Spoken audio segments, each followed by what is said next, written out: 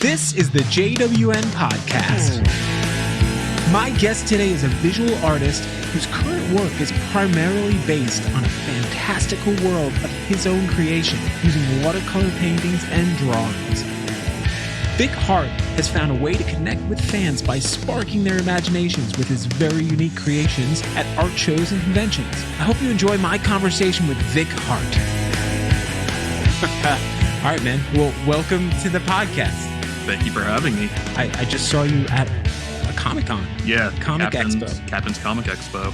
Which, I'm going to say surprisingly, but not surprisingly, it seemed to go pretty well. Like, everyone was pretty responsible. Yeah.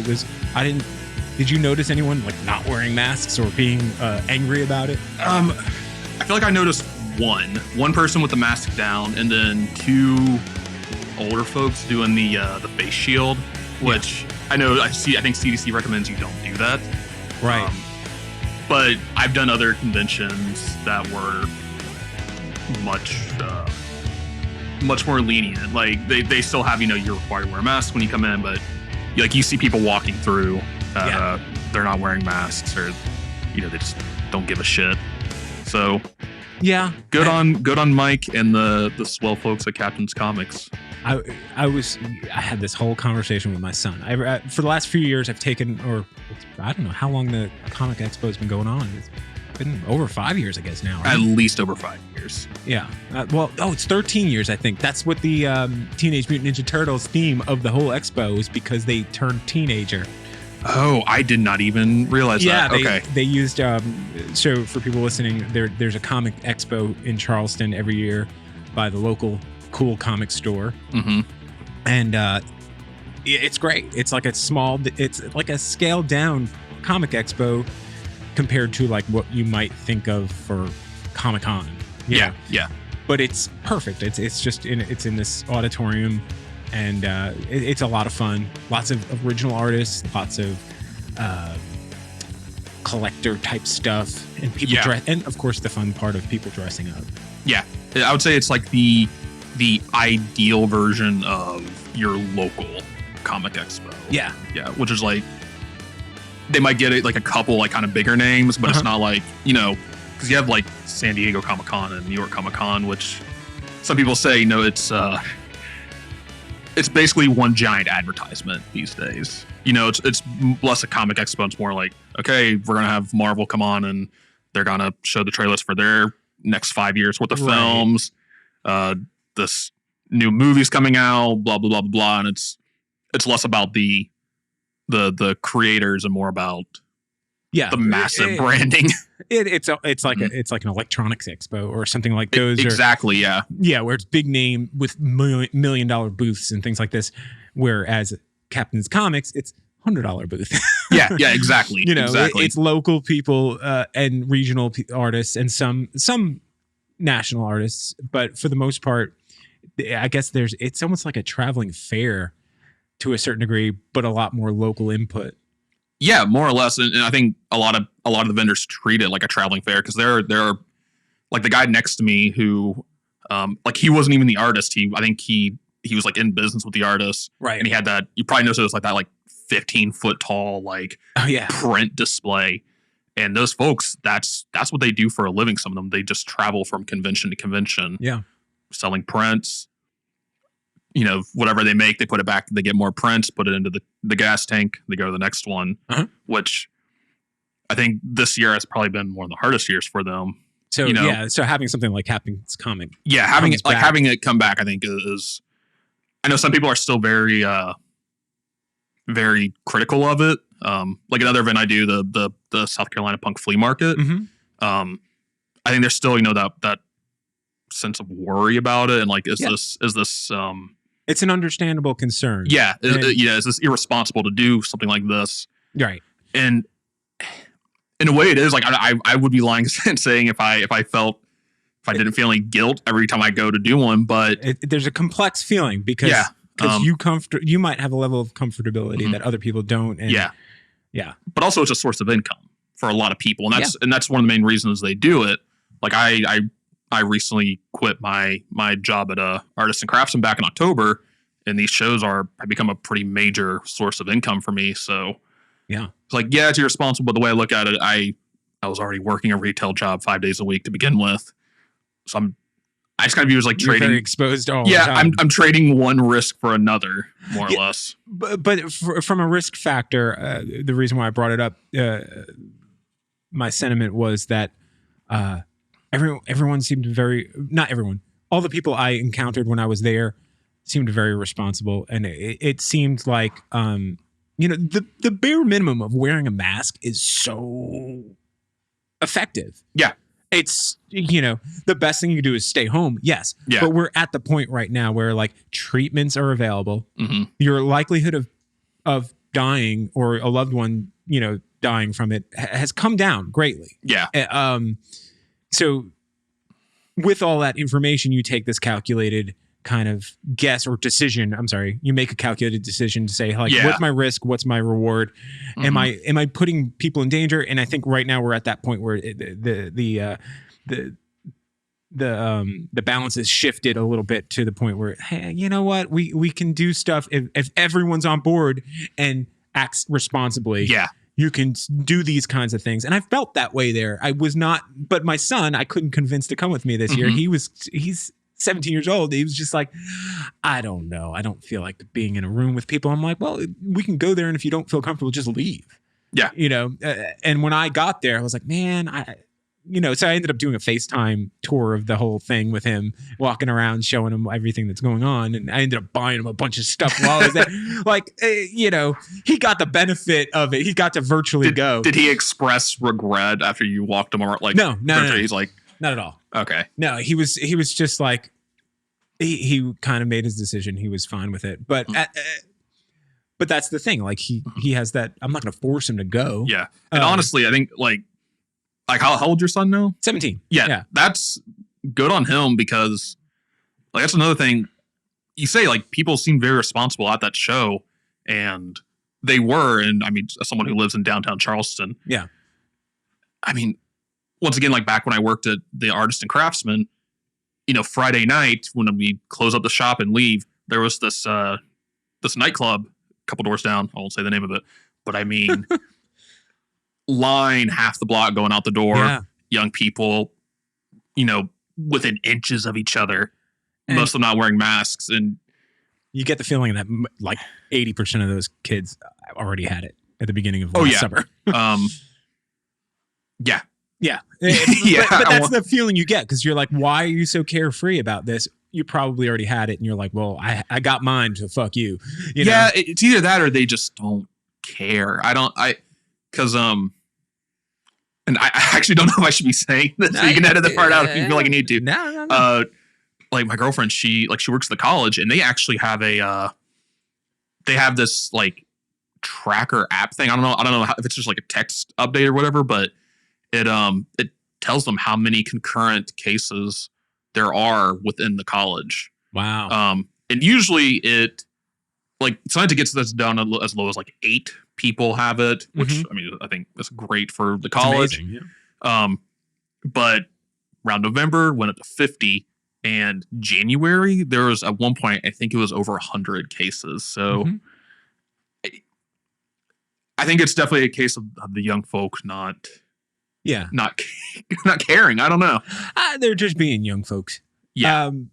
But it's the sad part is them coming home and bringing it. Like my wife's business partner, her whole family got it because her daughter's at Clemson.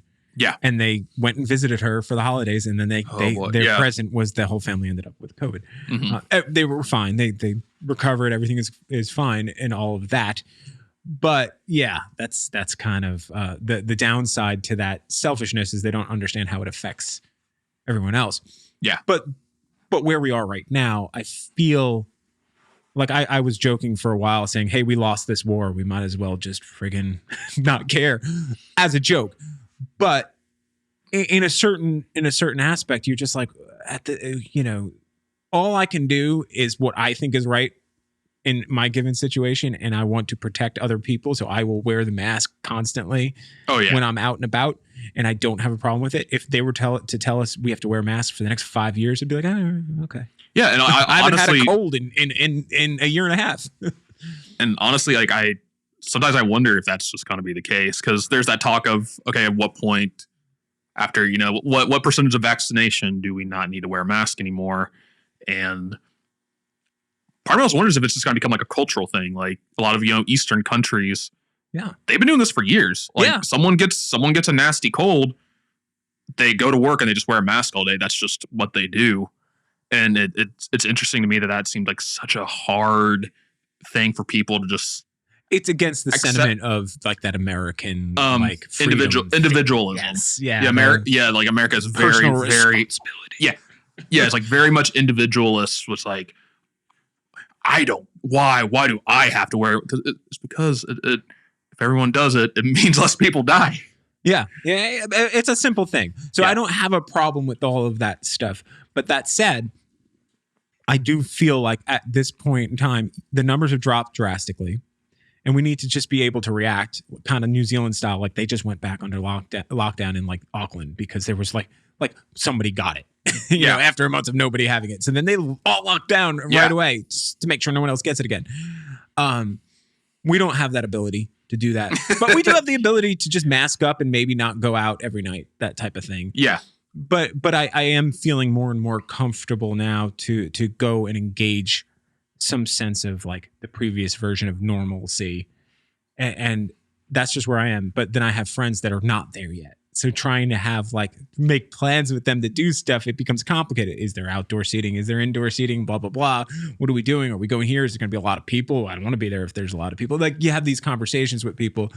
And so it's going to be a long time before everyone is on the same page again to just kind of feel comfortable being around each other and other strangers. I agree completely. But you know, at the art at this art comic expo thing, I felt like it didn't feel all that different from the past as far as like what was being offered in the experience. Mm-hmm. And you know, the mask thing, everyone was, like I said, everyone I saw was wearing a mask, and I feel comfortable here, and I don't have to be inside the building for long. I can go in there in that room for 20 minutes and maybe step outside, get some fresh air.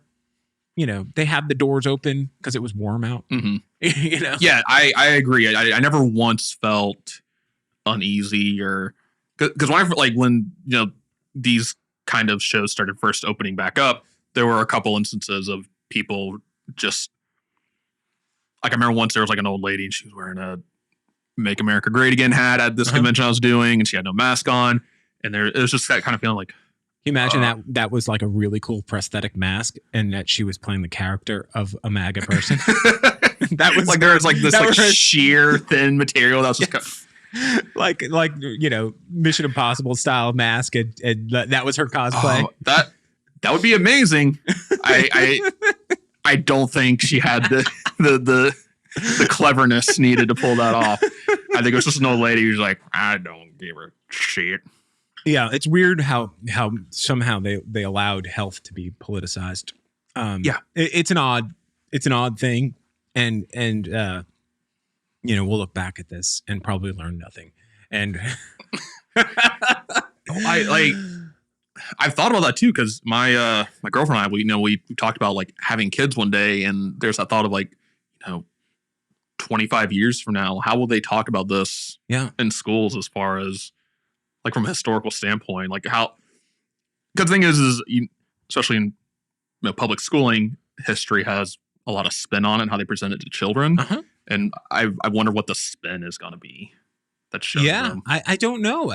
It feels to me, because if we were to do nothing, which is what we did in 2020, you know, it's not what we did something. We did, for listeners at home, I'm doing finger quotes. We did something for like 2.5 months, and then good old Donnie was like, "We're back whether you like it or not," and then it just dive bombed. Yeah, and it's funny because the scientists predicted something, he rejected it, and the scientists were right. And it's like, why are we trusting this guy, this person who has no concept of like using professional opinions and making a logical decision with our health, but all said and done, our track record as a country compared to the rest of the world, we failed miserably. 100%. We failed miserably. What do we learn from that though? Like, I don't know. I don't know what, if we can, is that the price we pay? It's like these people in Texas who just went through this freeze because they deregulated all of their energy system and they're not required to weatherize it because there's no regulation. What do they learn? This happened to them 10 years ago. It happened to them now. They didn't do anything last time. They've already said they're not going to do anything now. They're just going to be like, we'll roll the dice. Yeah. And that's like, it's a pretty accurate picture of how America has acted when you pull back. Yeah. I think there is this, especially among younger folk now, there's this realization of this is indicative of the larger picture that is the beautiful United States of America, where it's just this weird stubbornness to change, even when it is 100% beneficial. If it in some way inconveniences them, they just don't want to do it. Right. Like, the thing in it's Texas, been weaponized. Yeah. It's been politicized. Exactly. Yeah. Like, also, I don't know if any Republicans are listening to this. Sorry for upsetting you, but like Fox News. So the one truly irresponsible thing I do, I work at a Planet Fitness. Helps with my anxiety. The ellipticals there, you can almost always see Fox News on one of the TVs up there, and it's just propaganda at this point. Like, it's not news. Because I don't listen to it, but I see just the headlines that go across, and I see that who's that one shitty guy with the bow tie? Tucker. Yeah, Tucker Carlson. Just I remember I was watching that. It's just his disgusting face. Just he's always got a scowl. Yeah, yeah, and he wants to talk about elites, and just watching him and watching the headlines. Like, there's one where it was like 2 weeks after Biden took office. It had a photo of Donald Trump that says "Miss me yet," and it's like, what are these? Which, by the way, I had a client who had that same sentiment with a picture of George W. Bush, and it said "Miss me yet." This was a coffee mug on his desk after Obama was elected, and I was just like, "No, we don't miss him. He was at the time the worst president. Now, he's been one-upped."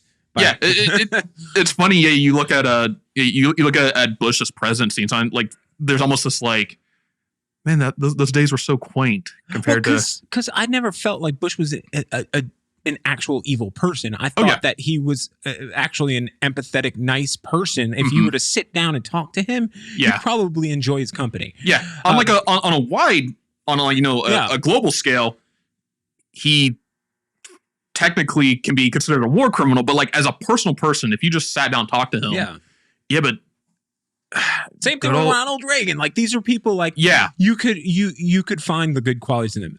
I can't find that in Trump at all. Yeah, it does not. I don't think there are any at this point. He's just this. I mean, demagogue. I think that word gets thrown around a lot, but I think he truly fits that. He's that so obviously mold. For himself. He's so everything he does is what benefits Donald Trump and him. I don't even know if he cares about his family. I have no idea. It doesn't seem like it. I mean, it's obviously he doesn't care about even his closest allies. Like, right, he'll throw anyone under the bus. Like what happened to Pence? They were stuck in that building when his supporters were storming it. And I was like, imagine being Pence's daughter. Right. I think his daughter's like I think she's like 17. She's not she's not old. Imagine being in that building and hundreds of people you don't know are breaking the windows and storming in and chanting, "Hang Mike Pence." Right. Imagine your dad's boss's supporters are possibly going to try to kill you. Like that is such a wild reality. I don't even think it's possibly trying. I think if they got a hold of him, they would have. Oh yeah. The mob mentality was out of control. I think there's probably definitely a handful of people there that they went there with the intention of like, if I get my hand on a Democratic senator, I'm going to murder them. But I think it definitely would have escalated it would have escalated and where eventually everyone would have been on it. Right. Like, I think if it had been allowed to, like, I could see, like, setting fire to that building, trying to drag people out. Probably literally hanging Mike Pence. Like, yeah, they didn't set up a gallows. I mean, I think the construction of it made it look like it was more symbolic than anything. Yeah. But regardless, that mob mentality was so out of hand that when you see people with Blue Lives Matter flag beating cops with it, then you realize that like there's no logic left in this. They've gone mob mentality, and so yes, they would have killed him.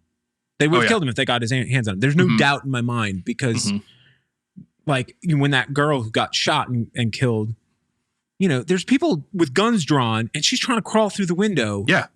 Like there's no amount of personal safety or safety of others that's in your head and you're willing to do that. Yeah. I wonder about like what was going through her head when she did that?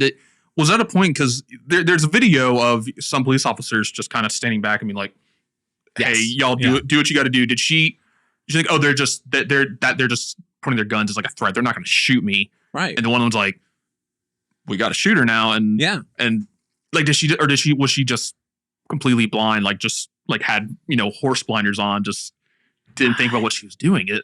I don't know. I wish I understood the human psyche, any of that stuff. And I think if you took any single one of those people, the worst of them, right. And you separated them out of that mob mentality, gave them a minute to cool down. I don't think any of them, I shouldn't say any, I don't think most of them would be capable of the things they were doing. Yeah. It's just when you put them all together and that fire starts getting out of control, then they all went nuts. The guy in the bison outfit, I think he was probably pretty into what he was doing. I don't know if you... But the way he's talking now, and it could just be his lawyers talking, he's 100% like, oh my gosh, I was being brainwashed by Trump.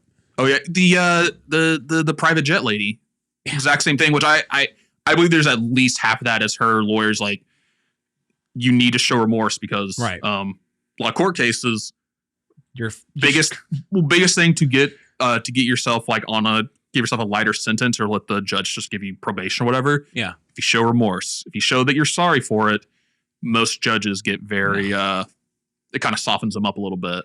So I imagine she probably does. Like she's like, what the hell was I thinking? Because I mean, even like I know like the majority of the Proud Boys, they, from what I heard, the thing is I don't go on forums to actually see what they're saying, but apparently a lot of them hate Donald Trump now because it's like you said, he's for himself. Even after this all happened, he gave that little statement, like, "You're wonderful people, we care about you." But I like it. That's an awful impression. But he hasn't made any statements towards them, and they would probably argue that he's either dealing with his own court cases or he's gone undercover, right? But yeah, it's just whenever something is not beneficial to him anymore, he just drops it. Yeah, well, I do hope at some point enough people wake up out of whatever trance they were in and genuinely like realize, hey, I got taken advantage of. And I mean, I wouldn't hold it against somebody if they came out and said, if like, guy in the horns, face paint guy, war paint guy, if he was genuinely saying like, dude, I got wrapped up in a thing. Like I got part of this group. I was accepted. I was like popular. And I thought I was being righteous, and I truly believed this, that, and the other thing. And once I realized that it was all a lie, and that I was being used as a political thing, tool for this guy to try to retain power, and I totally screwed up. Like, I would be like, cool, like, all right, let's do whatever sentence you get handed, and come out on the other side. And I think society should welcome those people back. Yeah, give them a chance to be better people. But again, I know that's not a popular opinion for me to say that. Well, it's a matter of see, it feels like empathy to me, and I feel like a lot of people mistake empathy for sympathy. Right, and empathy is the ability to understand why that person thinks that way. Exactly. It's like you don't agree with it, or you don't like feel bad for them. You're just like, this is what happened to them to make them like this. It's like, this is kind of going off on a bit of a tangent, but like, actually not too much of a tangent. It probably, there's some crossover, but are you aware of like the whole incel culture? It's like that where, a lot of those guys, and I think that's what the empathy comes in, because when I was in high school, I was a very awkward, lonely man. Mm-hmm. And most of those guys, they were probably in a very similar situation. Probably didn't have a lot of friends. Very angry at the world because they didn't fit in. And it's how cults get people too. It's, they find the people who are on the fringe who they just need a friend. And unfortunately for those people, it was some guy on stormfront.org who became his friend. This is, by the way, what you're describing is my problem with cancel culture. And I hate that now cancel culture has become like this fucking rallying point for the ultra right people. Like that they're doing the CPAC and their whole theme is about cancel culture. And I'm like, dude, whenever I talk about this on this podcast, I hope people don't think I'm supporting what they're talking about. What I'm talking about is when you cancel somebody for whatever reason it is. What I fear is that you're pushing them into the arms of this other, into the far right extremist people who will like welcome them with open arms. Oh yeah, 100%. And that's where they're going to find acceptance. And that's what I'm scared of, is like, instead of somebody learning from their mistakes and becoming better people, they're going to go the exact opposite and become even worse people, because the people that are accepting them are the worst people. Oh yeah, 100%. It's this seems like the idea of redemption and cancel culture. For the listeners at home, I'm doing the finger quotes again. Yeah. It's such a tricky subject. Because, and the thing is, it's one of those things, the people who take part in that and cancel culture, they don't see it that way. No, it's become it's a term that's been applied to it. But yeah, the idea of redemption seems like it's an impossibility to them. It's once you've done the bad thing, it's like you're dirty. Yeah, you're scarred for life. There's this belief, and unfortunately, there are some people that it's true. They're always going to be a broken person. I don't think Donald Trump could ever turn a corner and become a better person. There's definitely a line.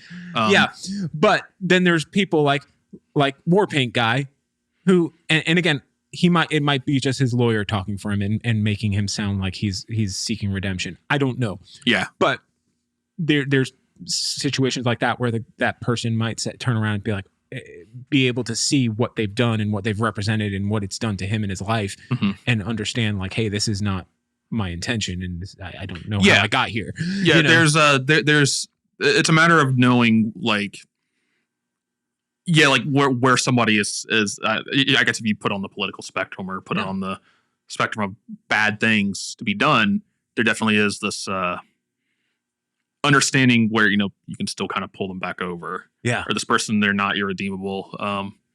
But yeah.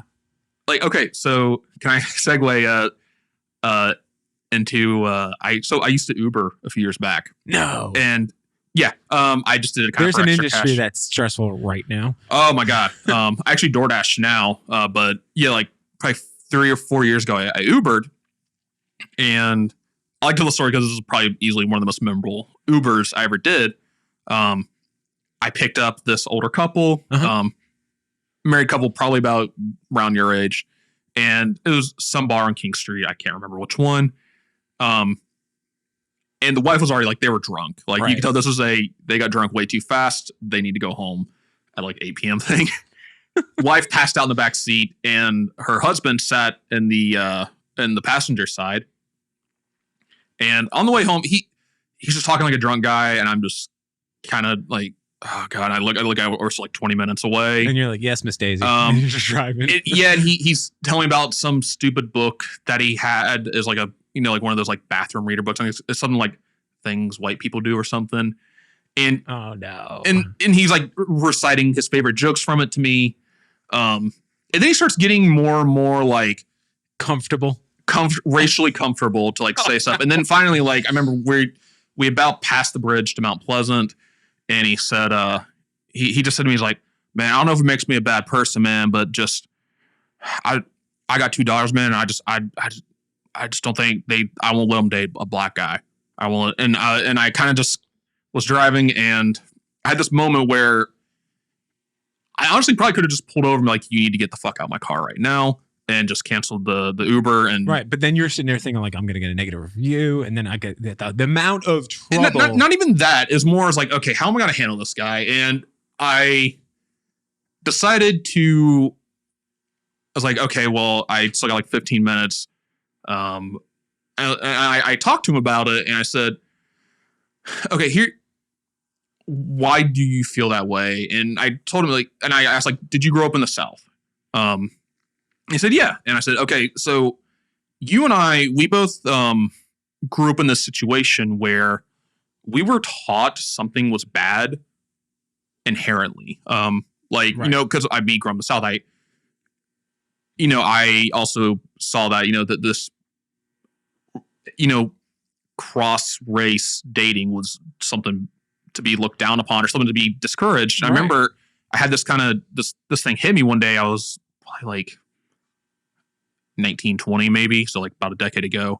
And I was walking through a Walmart, and I saw this couple. It was a black guy and a white girl walking together, and I remember I kind of looked at it, and I just got this like feel, like this weird like, ugh.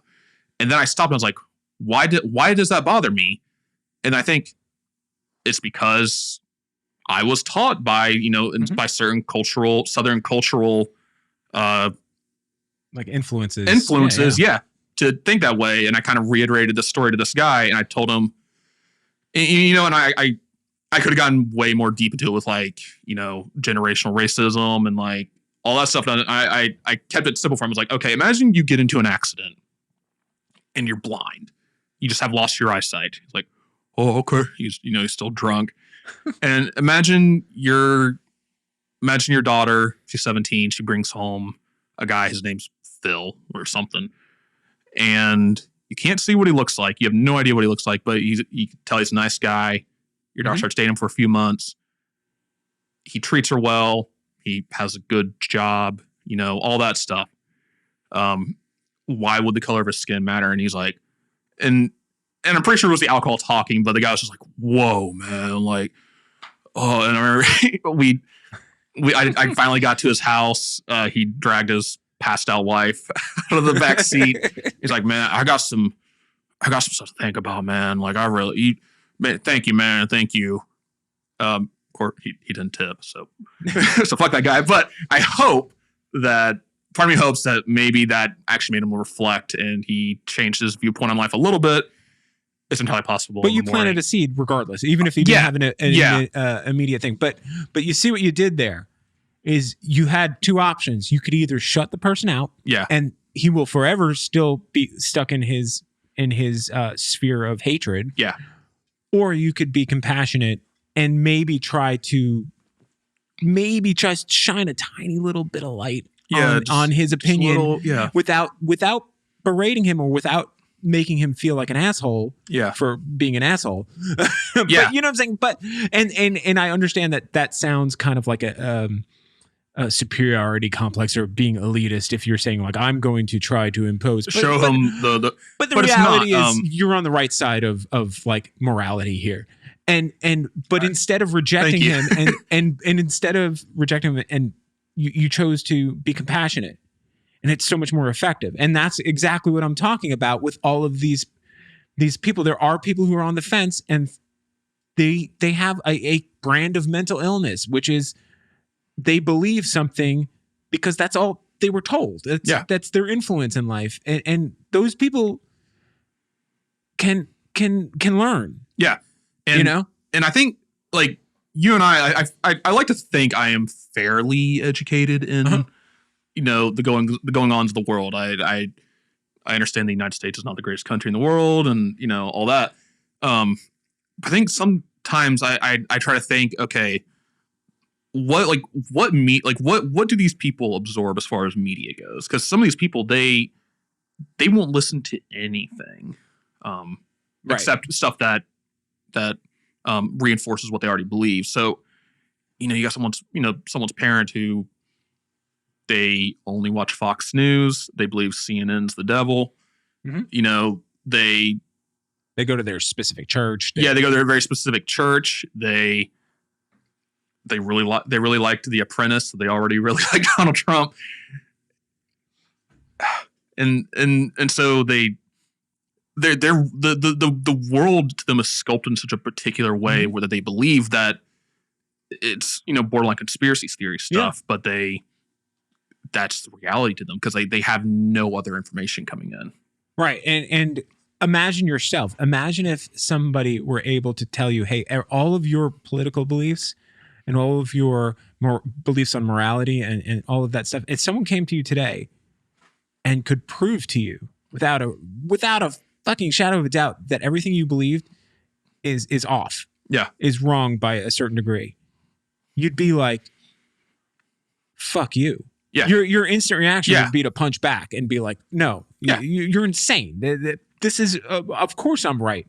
And so when you come at these people with that kind of information and you say, hey, the reality is this is the situation. What you've been told is not actually, you've never been given the full scope of information.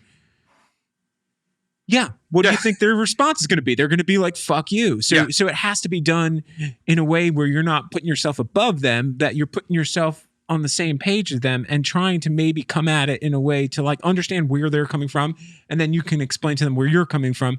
And hopefully the greater good will come and rise to the top. And like, you'll learn something about them. They'll learn something about you and change. They won't be so blunt and over time understand, hey, maybe I should be empathetic and love other people and not be an asshole and judge people by things that they can't control. Hopefully. It's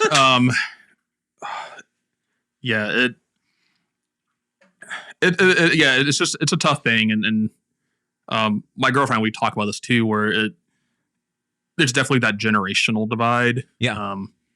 Where we just have like, you know, not me so much. My mom is pretty, she's pretty in the middle. She really doesn't, she doesn't really follow politics, but like, you know, her dad is very, conservative.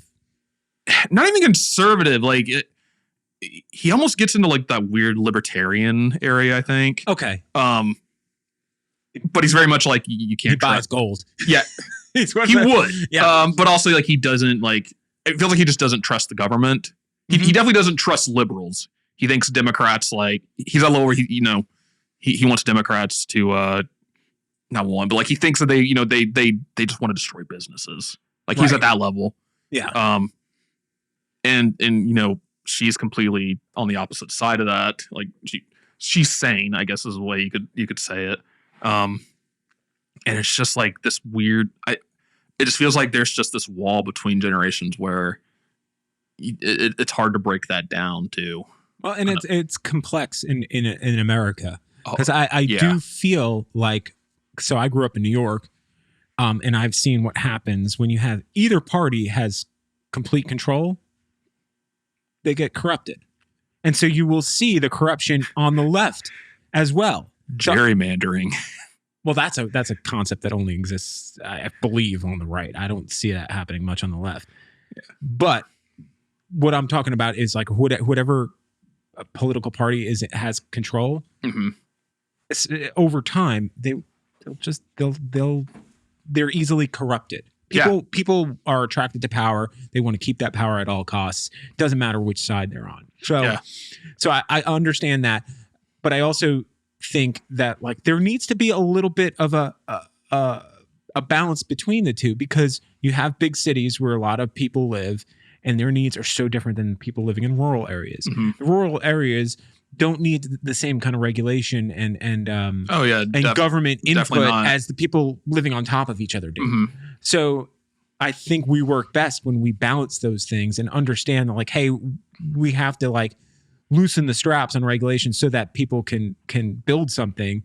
But at the same time, we don't want a situation where one company can just take over everything, which is kind of what's happening in the world. Yeah. But there's a very few companies that you find out how much they own.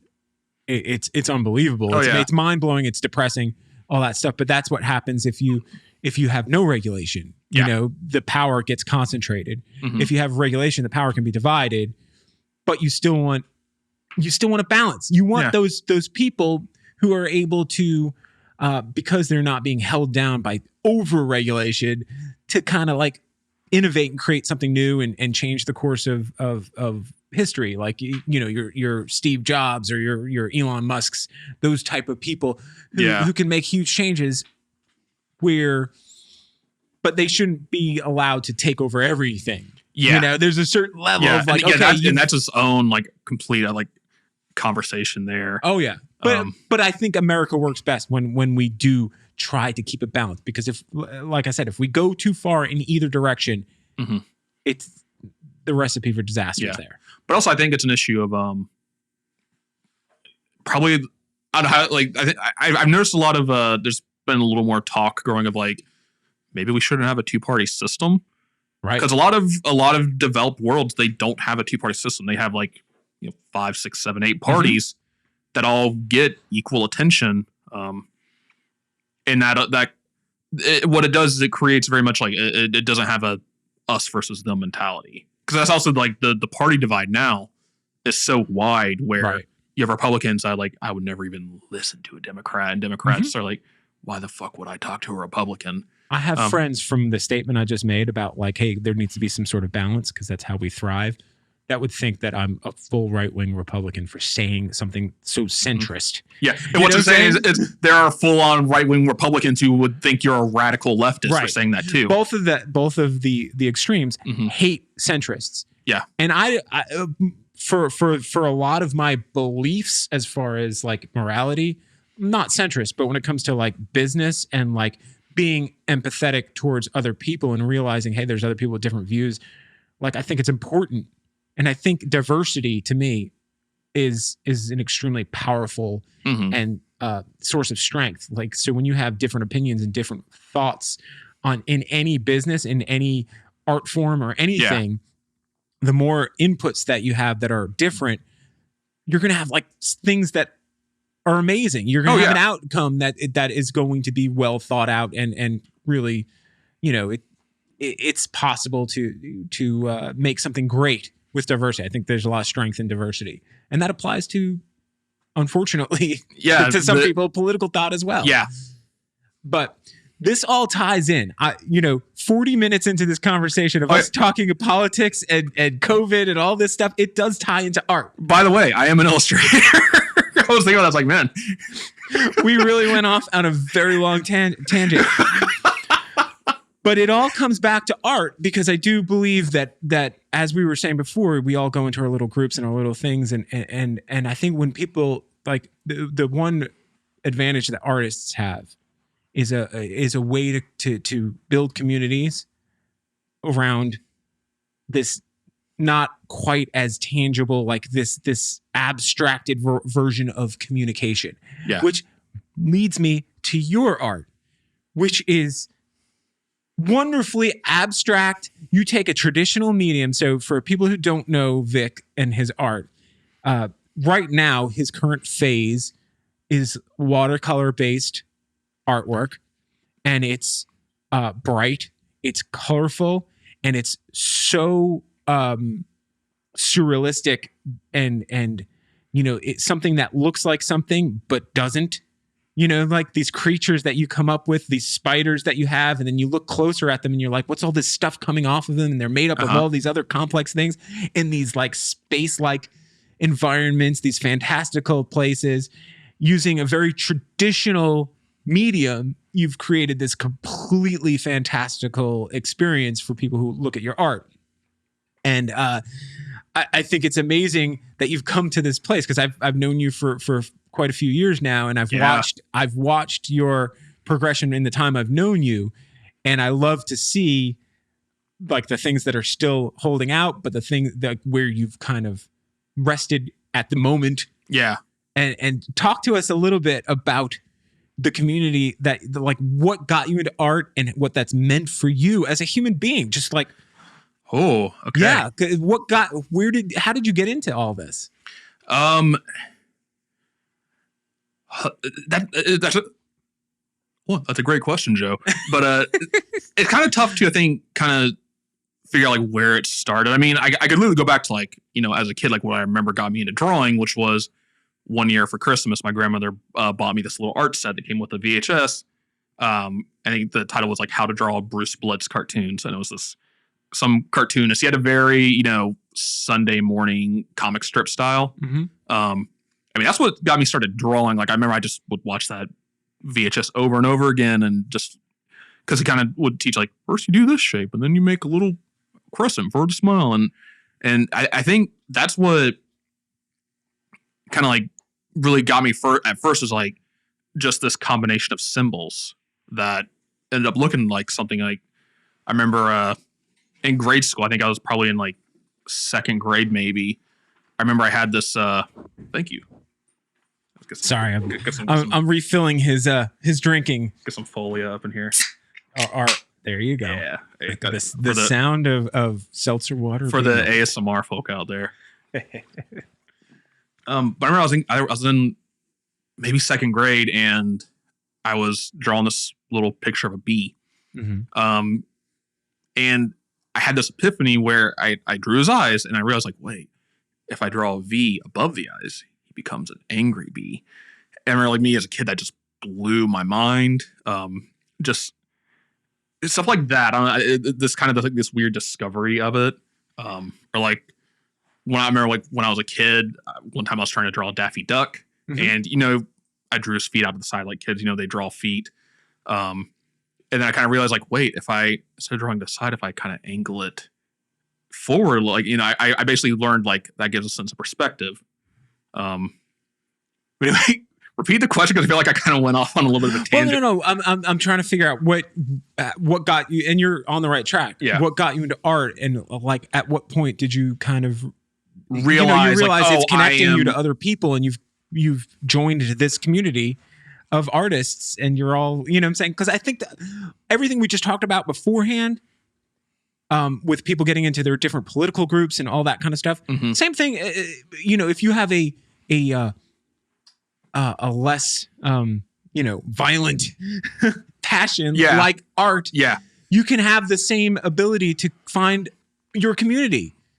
You know what I'm saying? Yeah. You can express to each other in a abstract way. So I want to know what your journey was from like you discover art, and then when did you start realizing like, hey, other people like this, and I'm getting a positive feedback and feel good about making this. Yeah. Well, I think it was. I think in middle and high school when I just drew a lot. Like I was that kid. I would have my sketchbook and I wouldn't pay attention in class, and I would just sit there and draw.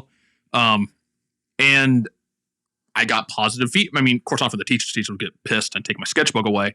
But the other students, I'd get positive feedback, which as an awkward, what some would say maybe a bit of a Melvin kid. A Melvin. Yeah. I didn't get positive feedback from peers very often, but if I knew how to draw SpongeBob, they're like, Vic's the kid who knows how to draw SpongeBob. Yeah. I think it just kind of spawned from there and into high school. I enjoyed art class the most, and for a while, I wanted to be a concept artist for video games. That was like my big like, okay, this is what I want to do for a living for the majority of like my young life. Because I remember like there's one day where I just learned about it. I was like, wait a minute. There's someone who has to draw out what they put in video games. And that that once again blew my mind. And then from there, I think I just kind of kept developing my skills. And then near the end of high school, I think it was actually, it may have been Nathan Durfee. He was doing a teaching, like a teaching thing at our school for the summer.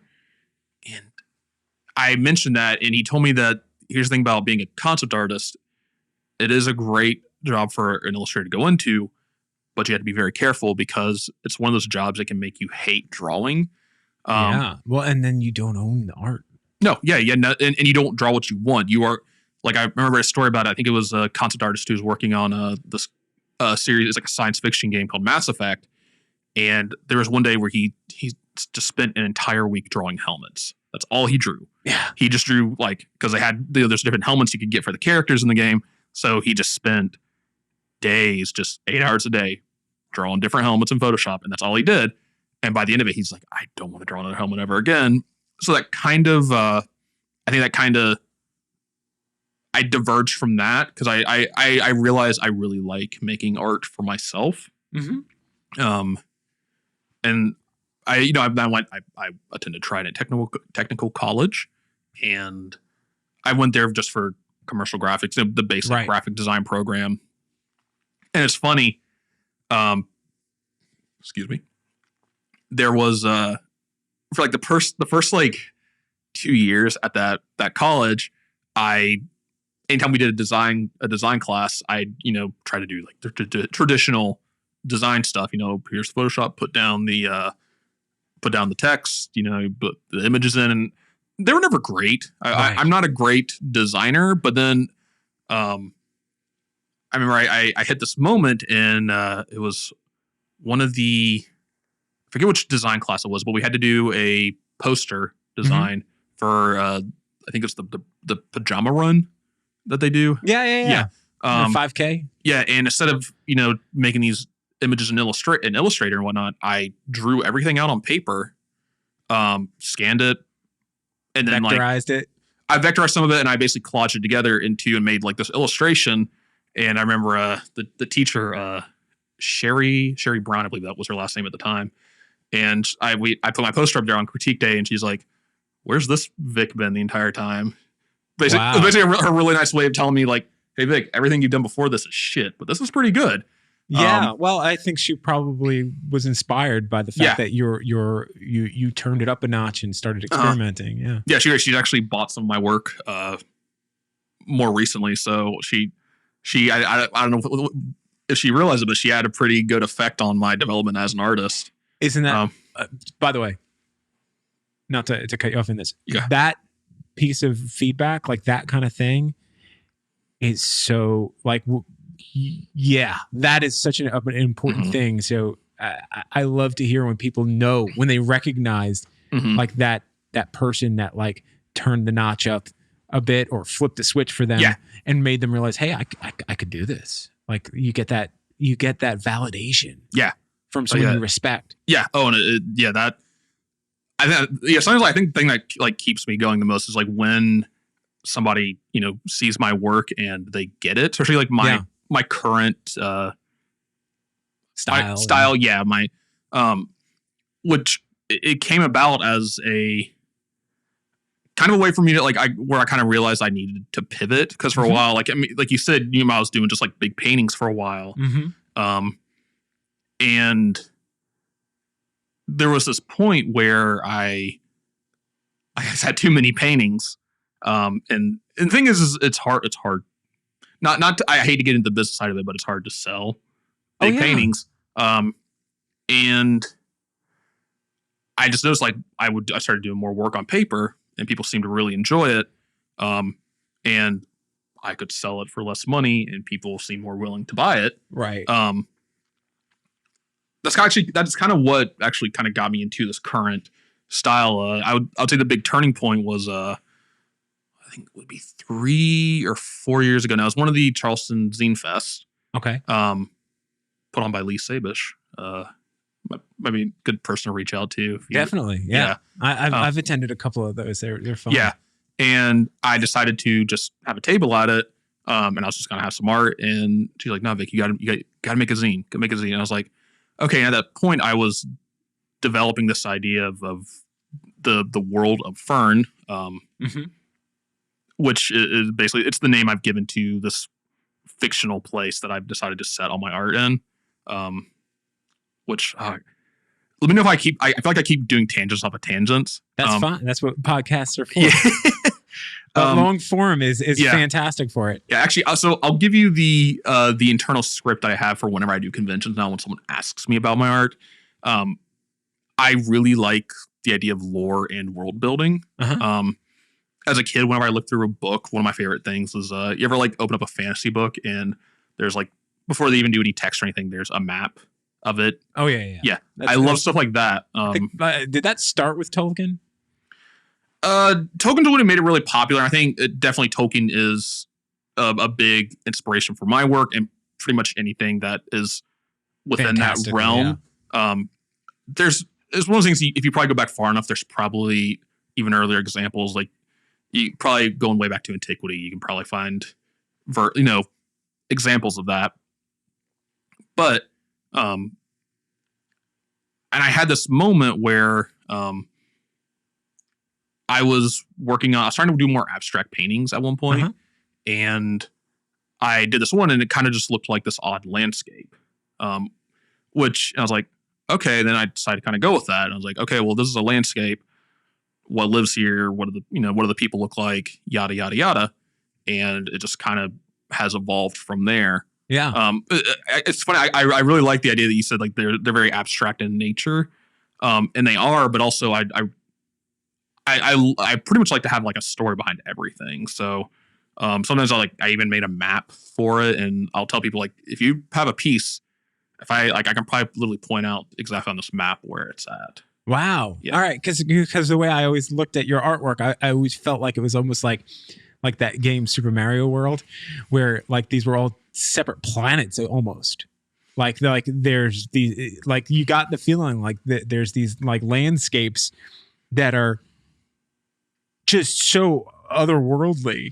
And I didn't realize that you were connecting them all on like this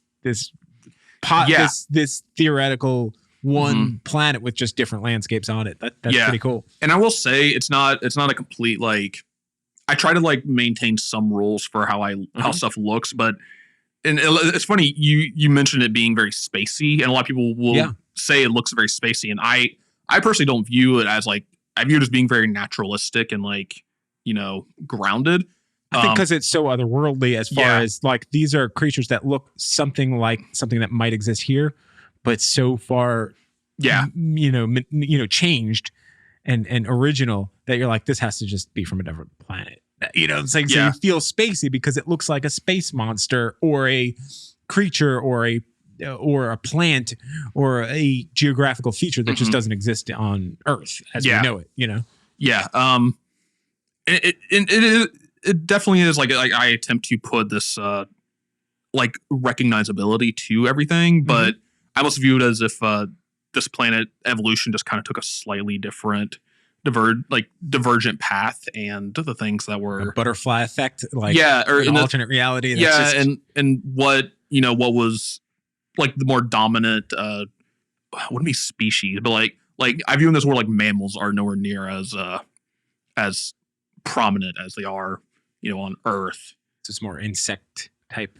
There's insect, but it's actually a lot of it I imagine as like, what if like plant life there evolved like way beyond how we have here, like so the spider you bought, that species. There's a piece hanging up in my studio which still needs to be framed. It's just kind of still in its bag. With a lot of my artwork hasn't been framed. I like the sticker you used to hang it. Yes.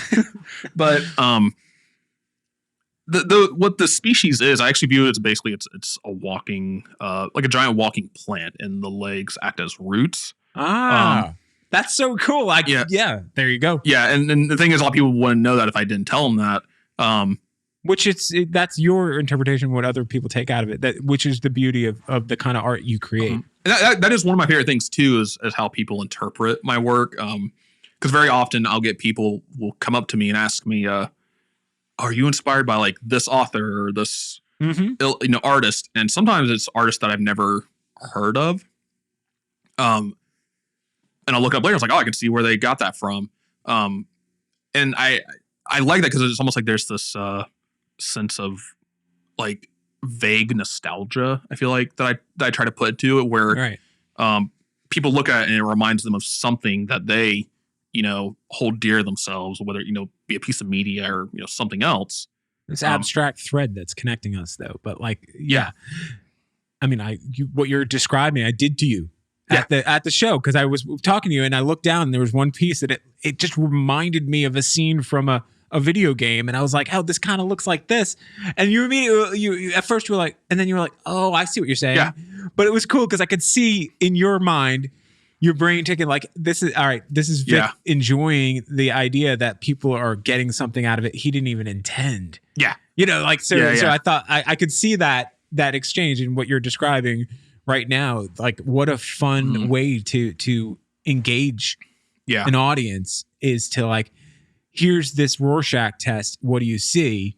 Not that your art's not nearly as abstract as a Rorschach, but like, here's this thing. What do you see? And then people, without you even asking them, they're offering it up. And I did it to you without knowing that, like you enjoy that. So that's cool. I definitely, that's probably one of the more gratifying things I see whenever like someone like interacts with my work. Yeah. Cause and the thing is my work is definitely, I think it can be, there's a level of like understanding that some people have with it where, some people will walk up and they say like, oh, very nice work. Very interesting. Or, like a 65-year-old guy that probably works at Boeing comes up and he's like, oh, I'd like to see what goes on inside your head. And then he just walks on. Yeah. But then sometimes someone comes up and they see it and they ask me and I explain to them, I give them the spiel I gave you and it just like clicks for them. And they like, oh, I know exactly what you're doing. And they get super, super into it. And they become, and then you tell them the price, and they're like, "Well, of course I'm going to buy that." Yeah, because no offense, Vik, but you underprice yourself. I like my work to be affordable, which is thank you. Yeah, and I will say I've actually increased my prices a bit since I started doing this. Because I will say one of my goals when I make work too is I like there to be this quickness to it. I very rarely do very like slow, methodical painting. I almost kind of, I think it kind of exists somewhere between that and like sketchbook work because I really don't keep a sketchbook. Oh, wow. Yeah, I try every once in a while, but it just doesn't. So you'll start something and then it'll just turn into a piece. Yeah. That's awesome. And I like it to be done very quickly because I think it gives this kind of animated quality to it. But you say you do it quickly, but even in your simpler stuff, there's a lot of detail. Yeah. I don't know. It's just kind of how I've like tried to own that skill. It's just. Do you mean? But when you say with quickness, it's like you're not overthinking it. You're just letting. You're definitely partially like not overthinking it and learning how to just get a lot with like a few brush strokes. Wow. So, I guess with watercolor, that's definitely the minimalism of watercolor is, if someone tries to overcomplicate a watercolor, it's like, if you try to give it like the oil painting treatment. Yeah. Well, the thing is there are watercolorists who that's what they take watercolor and they specifically try to do realism with watercolor. Yeah. And it's like amazing work. But I find every time I try to do that where I'm like, I'm going to do this like super detailed cliff or like I'm going to do every little blade of grass. The end result, it just doesn't have the same magic, I feel like, as to if I just did these, quick gestural brush strokes. Yeah. And let it almost interpret itself as basically a very simple representation of contrast or light or whatever. Yeah. Yeah. That's pretty cool, man. Yeah. I think, the ability for your artwork to create these conversations is such a cool benefit for the way you're currently presenting it in these convention style or show type things where, like the punk rock flea market or the comic book convention type of thing, because now you're putting it out in front of people who are there in the mindset of absorbing, looking, collecting, all of that stuff. So they're already in that mindset. And here you are, your artwork looks nothing like anyone else's in that building or in that thing. And the people who are going to see it and then want to have that conversation, like what a fantastic little thing you've built for yourself here as far as just filling your cup. Sir, you flatter me. Well, no, because but I've been a fan since, like, I remember. So for people who don't know, I met Vik doing figure drawing, and you used to use like inks. So like, we're doing pencils or pastels. Like a fucking Melvin, I would show them like my dip pen and my bottle of ink, and I would do it with that. Yeah, and you draw. My favorite part though is you draw like this realistic interpretation of the body, and then all of a sudden they'd have like a monster head, a crow's head or something. Yeah, part of that was me because I just didn't enjoy, at the time. I just did not enjoy drawing faces, so I'm like, I don't want to fucking do this. But the time's not there usually to do detailed faces. So, so it's more about the gesture of the body. Oh, and all that. Yeah. But I think it's a good way to kind of bring it back to what I was talking about earlier. With kind of presenting my work at these kind of shows. Remember I mentioned the turning point was at Carlson Zine Fest, where I did my zine and I was like, okay, what do I do? Because I had not done. I tried to do a table at another event like years and years before that, and it did not go well. And so what I did is at the time I had an old flat file that my work had thrown out, and I just had a ton of just drawings because even though I wasn't trying to sell them at the time, I would just do work on paper and just like do sketches and stuff, and I would just throw them in there. And I was like, I'll just try to sell these. So I just went through, took a punch out, packaged them all up. And at that event, sorry. You gotta edit that part out. Nah. I did remarkably well at it, and people really liked these small little, it's almost like, I think there's like something personal about it. Right. Where it's like, it's not this like big grandiose painting. It's like this small little piece of work that someone did. It feels more personal. And that was kind of the turning point for me. I was like, okay, by selling this work that I wasn't trying to, I didn't even make it with the intent of selling it. I did better at that than I think I'd done at almost any art show I'd held to that point. Because before that, I would do traditional shows. I think you probably had been to a few where, the paintings on the wall and all that. And they would go well, but, it never felt like the amount of work I was putting in, I was getting enough of a return to make it a sustainable thing. And then around maybe like a year later, I had a show at the North Charleston Performing Arts Center. Oh yeah, the art festival that they have there. Yeah. Yes, and I did a lot of really big paintings for it. Put a lot of work into it, and I'm very proud of how the show turned out. But on opening night, there was going to be a hurricane over that weekend. So on the same, which it's so funny nowadays, like complaining about that, it seems like it's like, oh, well, one little hurricane, when we've had like months and months of canceled stuff. But at the time I was like, well, shit, all this work. And it's like, and we rescheduled it and we had the opening, but it, by that point, it was just not as, it wasn't the same. The excitement kind of came and went. Yeah, the excitement went away. And like I said, it was a great show. And I'm very grateful to Maggie for, helping me put it together. But it kind of gave me a realization that how, like, what kind of a situation my work, I think, works best in. Right. And I don't think it necessarily works great, like, in big form on the wall. Because you see my, like, for people listening at home, usually my table setup, I have these like wooden displays and I'll have everything each packaged in its own little bag and you can kind of flip through it. And for some reason, I think it engages people more. Yeah. That makes sense. Well, once you realize, hey, because you don't do a whole lot of prints. Right, it's all original stuff. Yeah, and when you flip it through, you're like, "Oh, these are all original." Yeah, every once in a while, because they're bagged up in like with cardboard, like you'd probably buy a print, and you're like, "Oh, wait a second, these are all originals." Yeah, and I will have that because a lot of artists that do these kinds of shows, they might have some originals there, but there's some artists that they just exclusively sell prints. Right, because it's hard to sell it. At a convention, it's the little things like the pins and the patches and the buttons and the stickers, all that stuff that a few dollars, because people, we're not talking about like people slinging, giant wallets around going like, I'm in here to invest in the, in this $1 million piece of artwork. No, they're usually young people that don't have a lot of expendable income and they want to get stuff from everybody, so if they spend $10 at your booth, that's a lot. Yeah. Yeah, so you've created this artwork, which I still think is, I think the pricing is a little low, considering the quality of it. Thank you. And hopefully you're not. Yeah, hopefully you understand that I'm saying that to be complimentary, but also like At a certain, it's hard if you undervalue yourself in the beginning.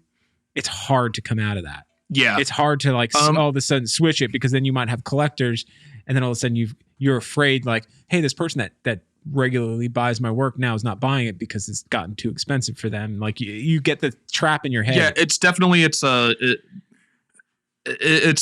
tight rope to walk. Which I think pricing our work in and of itself is difficult no matter what. I will say I still do price my work very. I like to use the word affordably.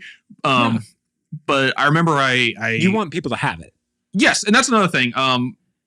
Because I feel like a lot of artists will fall into this trap where they get very sentimental with their work, which I'm very sentimental about my work, but not the actual physical thing of it. I'll see people post an image, a little drawing they made or something, and I just did this, but I don't want to put it up in my shop because I love it too much. I don't know what to do about it. And I've never once felt that about an actual drawing. Wow. Because and this might be getting to artsy fartsy territory, but the way I kind of think about it is my work. It's a very positive aspect of me. Mm-hmm. And if somebody wants to have this, I'm more than happy to give this part of me away to somebody who has a connection to it. So if I possibly make $10-$20 less than what I could have, it's at the end of the day, it's not the end of the world to me. You've actually gotten the value out of it. Yeah. Is what you're saying. Your value is not necessarily entirely monetarily. I will say I fucking love money though. Well, you got to pay the bills. Yeah, you got to pay the bills. But I remember this is a couple years back. I was browsing through Instagram, and this one artist, you might know him. I think his handle is Reader1. Don't worry about it. Okay, he saw me going through for my phone. But he does a lot of prints and stuff, and he's one of those artists where he'll do midnight release of a print, and it sells out in 5 minutes. And someone asked him how did you figure out pricing your work? And he said, he started pricing his work lower than he probably should have. Cause he said, one, it helps you build up a client base. And it allows you to kind of understand what works and what doesn't. You can kind of slowly build up, raise the prices to where, you feel like it is worth it. So I think too, it's much better to start out pricing your work a little bit too low as opposed to pricing your work too high. Cause I think there's a lot of young artists fall into that because there's this, I think the modern art world has kind of made this idea of art, the inherent monetary value of art is instantly really high. Cause you see, some artists will make canvas sell for $5,000. Mm-hmm. And, a young artist sees that and they're oh, so my canvas, I should make, let's say 2,000. And then nobody buys it because they're not on that level yet. Yeah, they're not on that level. And they get discouraged. So, so I think it's more worth it to, sell a piece I probably could have got 20, 40 more bucks for that. And then, to have a piece man, I've had this $200 8x10 drawing for 3 years and it still has yet to sell. Yeah. And also I like clearing my work out too, because it allows me to make more work. Right. But I like the attitude though, that you're not being precious about your work for yourself. In other words, you're not feeling a pang of regret handing the artwork. You're on the flip side. You're excited that someone's going to enjoy this. Yeah. That's such a healthy view of your art. And it's just a wonderful thing that I don't know how you would even explain or teach that to somebody, to treat your art like it's a fleeting thing, and that the whole reason you're creating it is to make that connection with people and to give it to them. And hopefully whenever they look at it, it brings them to a place of happiness, and that you can spread that. It is a difficult thing. And I will say, I think the reason I do my work, I think it makes it kind of easy too, because my work is very despite the fact that we had like a 40-minute political conversation, my work is very unpolitical. No, and it's very, and there's very little of like me as an actual human in it. Where I'm a pretty standard like middle class dude, so I try to make my work wholly separate. Like it is like almost like its own entity in a way I view it.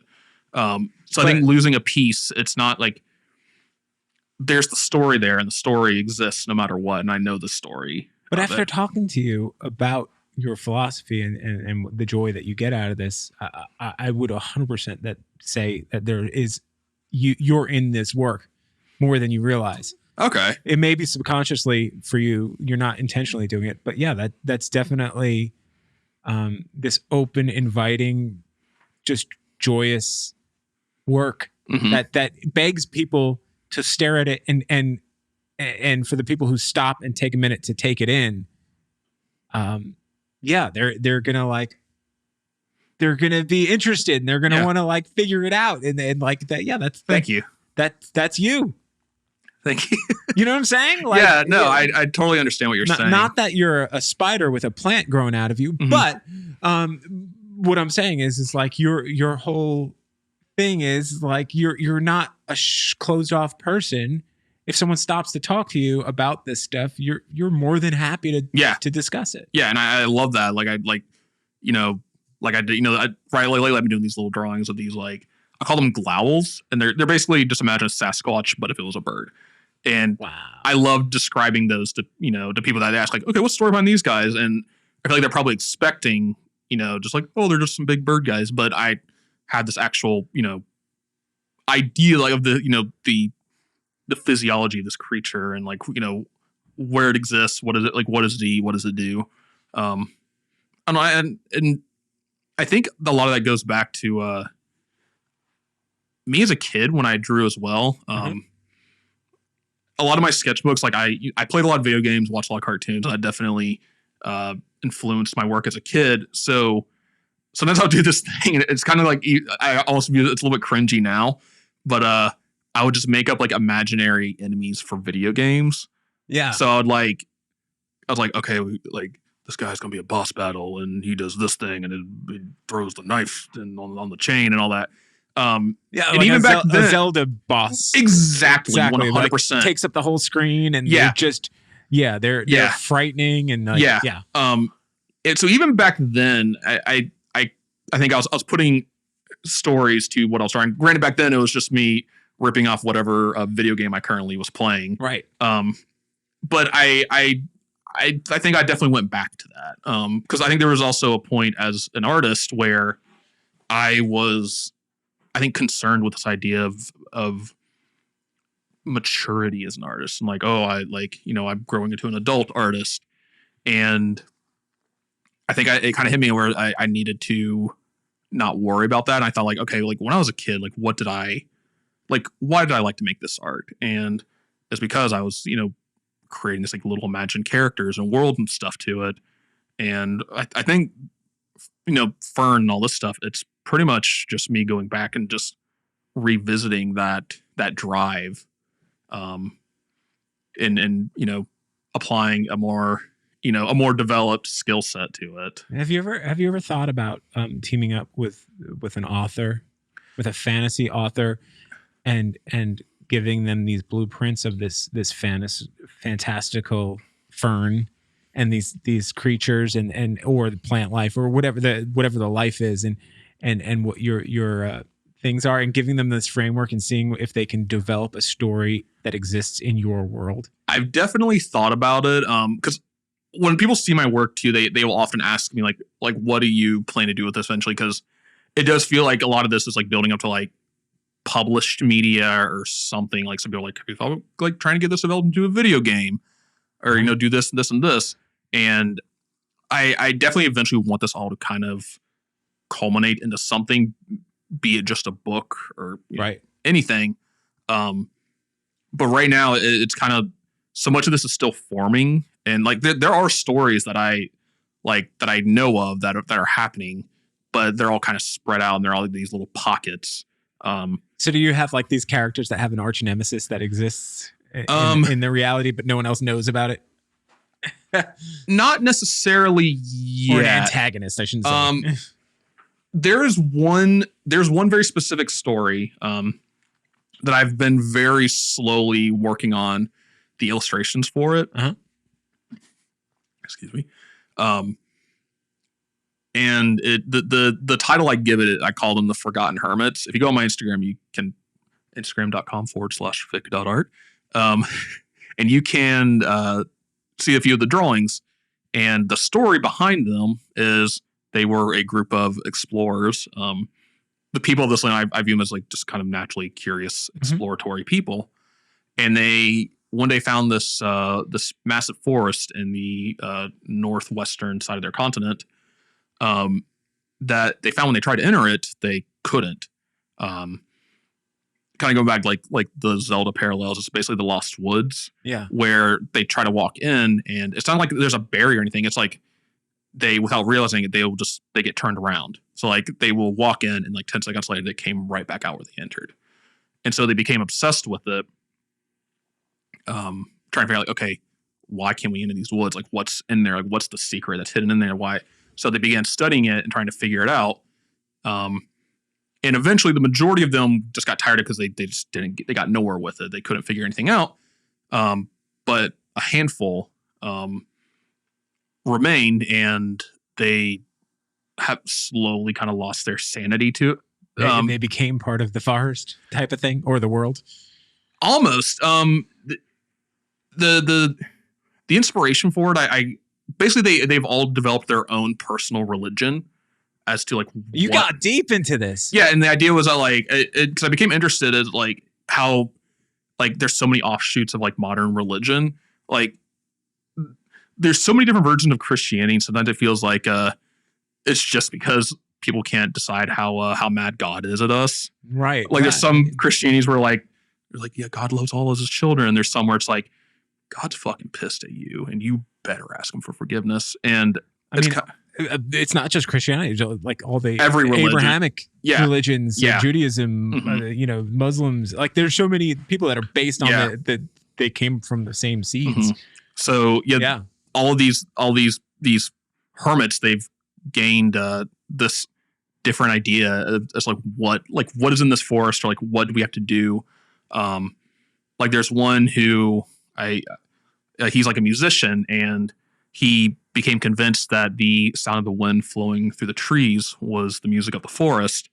And if you could just figure out how to play in tune with it, it'll let you in. Wow. Yeah, and then there's one who... Are you writing all this down? Is this all just in your head, or most of this is in my represented in your artwork? Most of it's represented in my artwork. The first one I ever made was Bartholomew the Nude, who he just runs around nude, and his belief was that in order to be allowed in the woods, you had to like shed all unnatural sewn garments. To be the pure version of yourself. That's like, and like I made this idea that each have a sermon, and it's like you must present yourself as you are to the forest. And then meanwhile, there's one Barthamon the Beclothed who gained the exact opposite idea, where he's like, no, our disgusting like flesh forms, like it's offensive to the forest. We must make garments of the woods and clothe ourselves into it to become accepted as one. So he just completely covers himself in clothing. So he's walking around in a ghillie outfit. And then there's one, and then I think one of my favorites right now is his name is, I believe, Orthaman the Tunnel Maker, and he's basically their version of an atheist, where he's just like, it's just simple magic, and he basically is just like digging tunnels to try to find his way. Like there's got to be a hole somewhere like where this magic is weakened and it won't affect us, and I'm just gonna keep digging until I find it. And yeah, that's probably I think the most fleshed out story I have right now. The thing is, like, I actually know like what's in the forest, but I think there's only one person I've told what's actually in there. And so you know the outcome of that, but that's not as important as the story of how people figure it out, how the different creatures figure it out, or the different people. Yeah, because the thing is right now it's I don't even know if I'd call it a story, because the thing is I almost view it this is just a landmark within this world that like I've thought of like like somebody coming upon this like in their journeys. So like this might just be part of a larger story that happens one day. But yeah, I feel like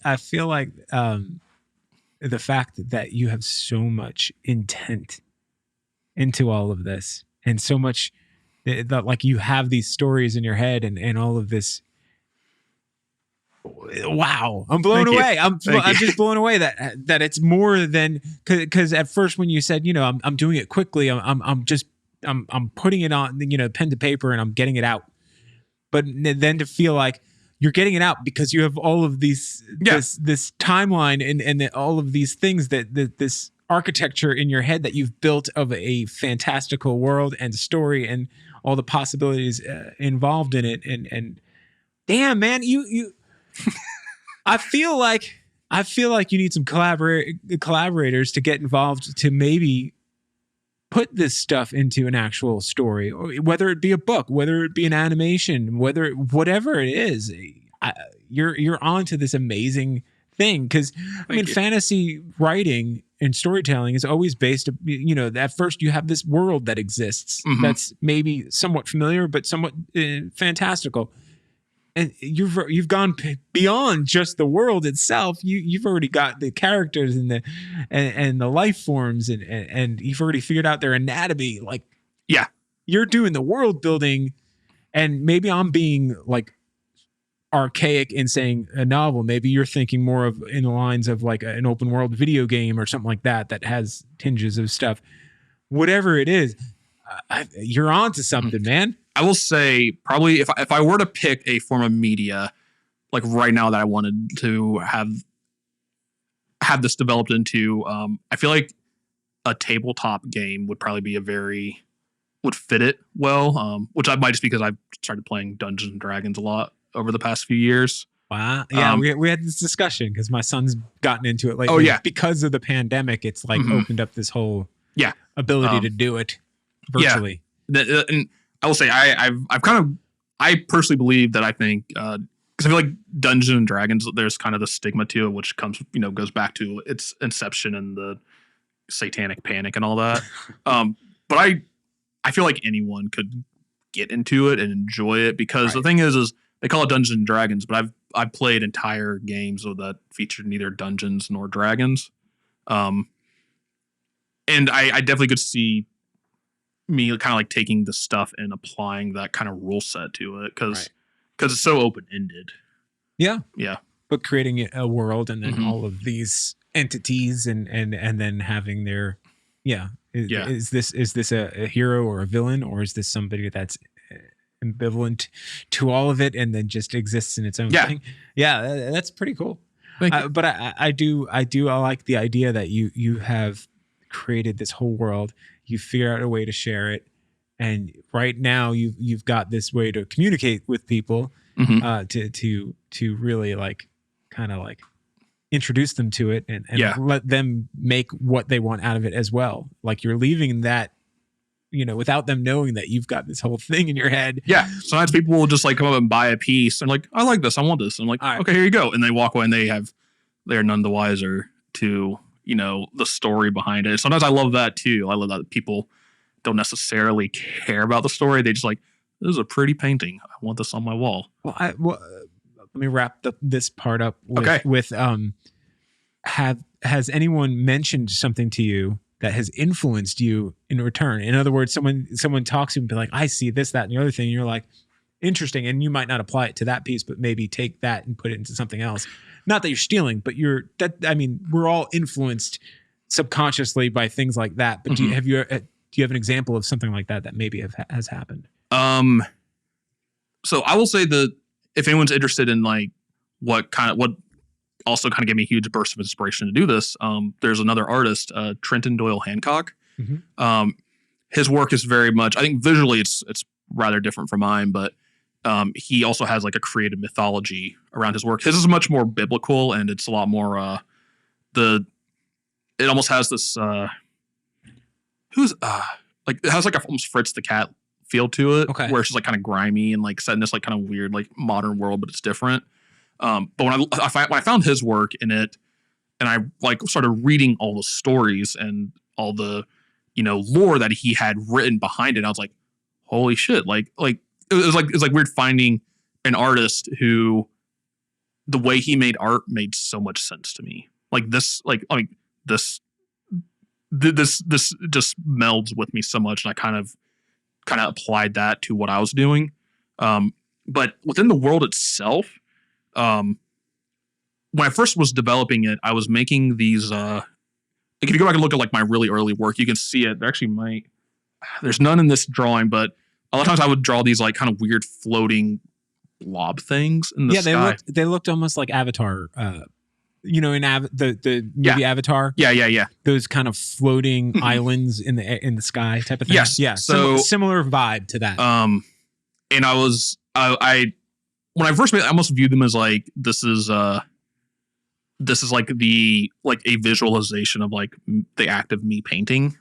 But I was talking to my very good friend Erica about it, and they just mentioned it, like they kind of look like sky jellyfish to me. Like that's what they seem like they would be. Like they're just these like floating creatures. I was like, holy shit, that's really good. And I started like thinking about it more. And I was like, that makes complete sense. And then developed into why I call them skydra.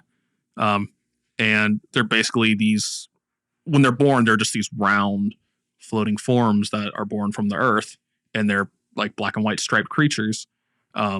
And as they kind of get older, they just kind of amass stuff like I was inspired by that crab that you ever seen that crab that like will like decorate its shell? Yeah, like that. Or junk bug. You ever see those? No. Maybe I get them in my back porch every but they'll just like have like they'll have stuff on their back. Yeah. And them saying that, they're like, they just look like jellyfish to me. Like that's what basically spawned me kind of figuring out, okay, this is what these things are. Because sometimes I'll make a thing and then I'll have to figure out the story of it later on. That makes sense. No. That I get it. Yeah. I get it. You're just kind of like letting your pen flow, or paintbrush, pencil, whatever it is you're using to start the sketch, and then you kind of like, how does this fit into the world? Yeah. But it sounds like you've created a situation for yourself where it's like you have an endless well of inspiration. It's very open-ended. Yeah. Yeah. So you can easily, like, I can't imagine you get any kind of creative block where you're like, I don't know what to do today. I'm sure it does happen. There definitely is. It's more of just like, it's more of a I don't feel like drawing thing, but like, I'm always thinking about different aspects of it. Like I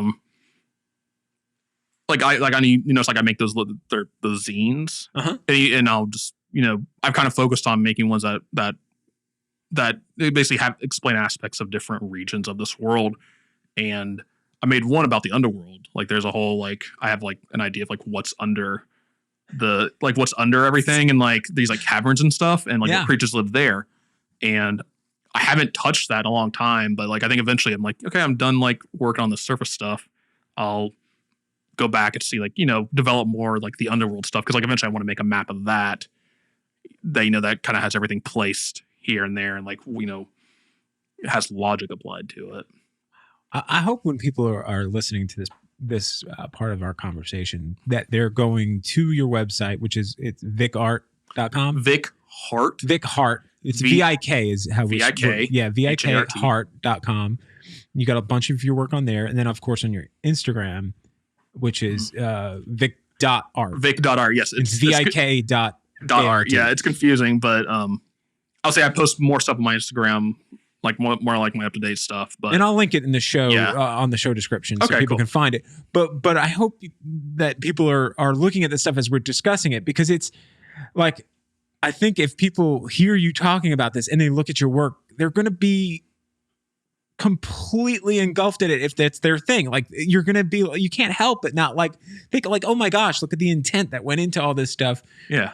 It's not just what might have started as something random became something and then blossomed into other things and then influenced the rest of your pieces that came afterwards. And then characters are born and storylines and worlds, and it's just so cool, man. So I'm so glad you did this. Thank you.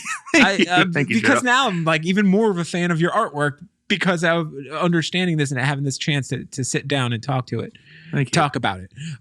Yeah, dude. Any big things coming up soon that you could talk about? I don't know. So I don't know when this episode comes out. Next week on the 7th, I'll be doing a small thing called the Makers Market. March 7th. March 7th at the House of Brews in West Ashley. Can't make it to that. My next big event locally that I'll be doing in April, I believe April 10th and 11th, that Southeast Punk Flea Market will be down here at the Omar Shrine Auditorium, same place the Captain's Comic Expo was. I'm looking forward to that. I've not been to one of these, and as a person great. who came up on punk rock, the name of the thing sounds perfect. Honestly, I don't know like how busy are. Like you might want to reach out to those people about getting out like them on an episode, because I've never talked to them, but like I've loved to talk to them to be like like what I've toyed with the idea of maybe going to one of these things and buying a booth and setting up a podcast and just inviting like artists to come in like during a break. Just talk to me about your art. Yeah. And then like, you like put it all together. That would be amazing. Yeah. I have to really kind of look and think about like the logistics of it and how it would work. Yeah, sure it would be loud. Yeah. Have to be a lot of sanitation between. Yes. That's the other aspect is like, how do I make people feel comfortable? Because talking to a microphone with a mask on is kind of. And I will say, for people local to Charleston, I don't know if I told you, I am moving shortly after that. Yes, I'll be, I think probably in May, my lovely girlfriend and I never come. We'll be moving up to Wilmington, Delaware. Wow. Yeah. So I would like to, I would almost like to get one final, like an actual art show up somewhere before that. It's like a Vik's going away art show thing. Yeah. So I'd like to get that. So if anybody listens to this and has any suggestions, Tradesman Brewery. Yeah. Okay. You were there.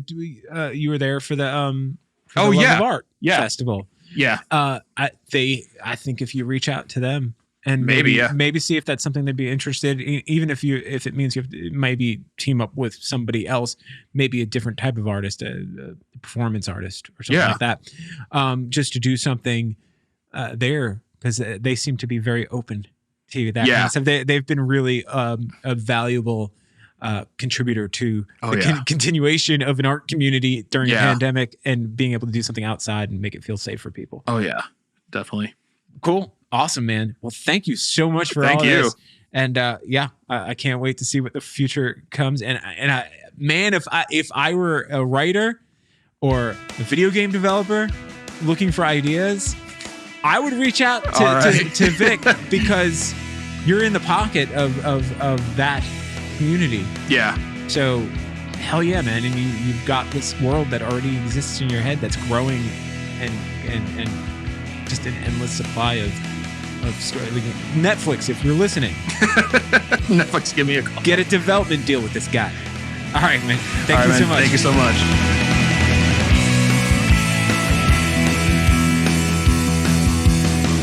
Before you get going, don't forget to subscribe to the show if you haven't already. And also, you can check out more at jwnpod.com or follow me on Instagram at JoeLatex. That's at JOEL, the number 8X. Have a great day. Peace.